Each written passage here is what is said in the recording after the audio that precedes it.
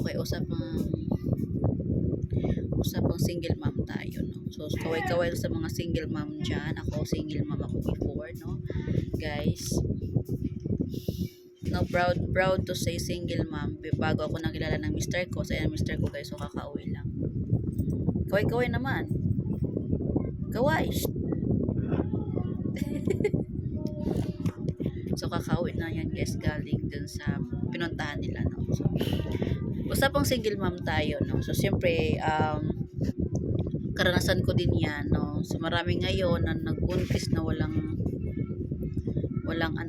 ama. So, di naman, sa panahon kasi ngayon, kasi sabagay, dati pa naman kasi normal lang baga. Kumbaga, sa panahon ngayon, normal na siya na maging ganon. So, sinasabi kasi ng iba na ang bata daw, maghahanap daw ng kalinga ng tunay na ama. Yes, tunay yon, maghahanap talaga, pero depende. Depende yun, guys.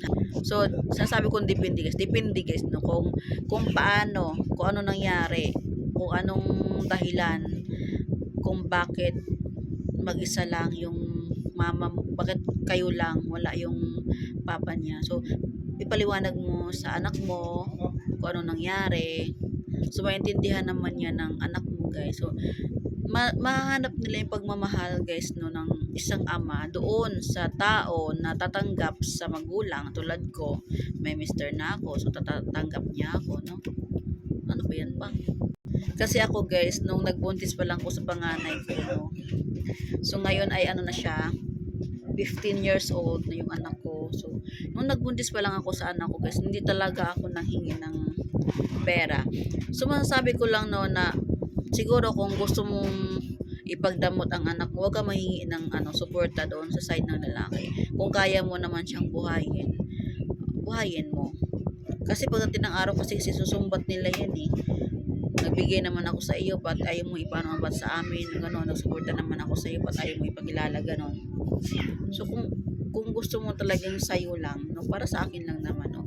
Kasi ako din naman kasi yung type ko ng ina o mama na nung time na yun is talagang pinabayaan na din talaga kami. So, kahit hindi naman ako pinabayaan ng magulang ko. Kumbaga, pinabayaan ako ng tao nakabuntis sa akin. Kumbaga, nawala siya bigla kasi may pangarap pa daw siyang makapagtapos daw. Pero ngayon, hindi nakapagtapos, guys. Hindi ko alam kung nangyari sa buhay niya. So, ngayon, no, hindi ako nahingi ng kahit piso. Ayan, di ako nahingi, guys, kahit piso, no. So, tinagod yung anak ko. So, kayo mga kababaihan dyan, guys, kung hindi kayo talaga binibigyan ng lalaki, huwag kayong makaawa, guys. Magtrabaho na lang kayo. Marami naman trabaho ngayon, kahit masura kayo. Oo, mga tulong, mamasura, maglabandera, basta importante marangal, no?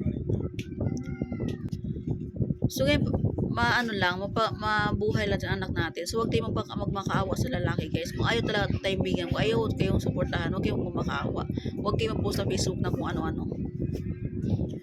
Pagsikapan nyo na lang, no? Pagsikapan na lang na mabuhay mo yung anak ko kasi pagdating ng araw, makita ng mga tao na kaya mo, nabuhay mo yung anak mo sa pamagitan ng sa sipag mo, magiging proud ang mga yan.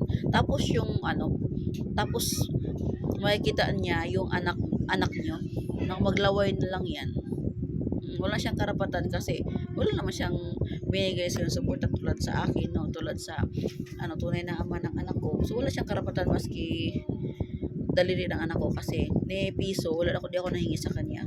Maski sa kanyang mga side, guys, na may kaya naman, di ako nahingi maski piso.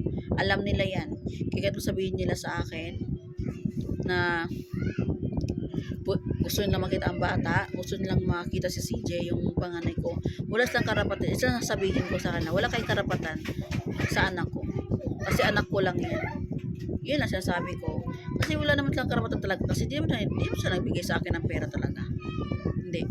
So kayo, girls, huwag nga tayong makaawa sa lalaki, no? Magsikap na lang tayo kung mabuhay. Huwag tayong magmakaawa. Kung ayaw talaga, kasi magmukha na tayong kawawa dyan. O kung sinusukan na tayo na lalaki, huwag na ipagpilitan pa sa sarili natin. Kasi darating naman pa naman, lalaki din naman ng bata.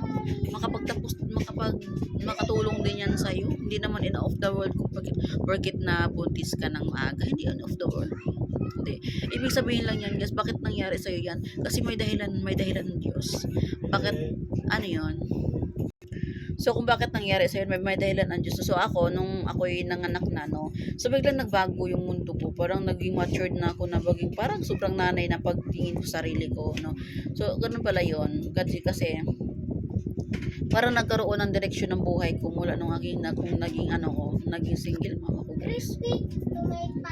Kumbaga, nagkaroon ng direksyon guys dahil sa anak ko. So, na naguyod ko, nagtrabaho ako para lang masuportahan ko yung anak ko guys. Hindi na ako nakapagtapos ng pag-aaral. Alin? 11. Magkano masukli mo? So, ayun. Payo ko lang doon sa mga babae na maagang nabuntis. Huwag kayong mawala ng pag-asa. Marami pa pagkakataon guys. Pero pa tatanggap sa inyong lalaki. Nagmamahal sa yung tunay. Hindi pa huli ang lahat guys. No? Bangon lang tayo. No? Bangon lang. Kaya natin to.